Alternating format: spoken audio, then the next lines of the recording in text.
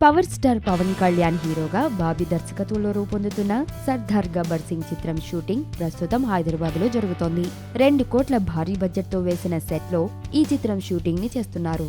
గత 2 రోజులుగా ఈ సినిమాలో మెగాస్టార్ చిరంజీవి గెస్ట్ అపీరియన్స్ ఇస్తున్నారనే వార్తలు ప్రచారమవుతున్నాయి. ఈ వార్తల్లో ఎంతవరకు నిజముందో గానీ సంక్రాంతి పండుగకు తన అభిమానులకు గిఫ్ట్ ఇవ్వాలనే ఆలోచనలో పవన్ కళ్యాణ్ ఉన్నాడని సమాచారం.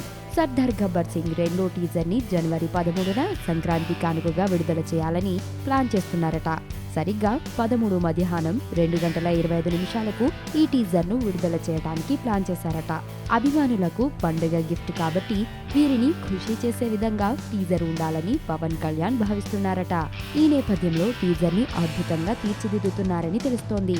సో మీ అభిమాన హీరో టీజర్ తో పండుగ చేసుకోవడానికి ఫ్యాన్స్ బీ రెడీ.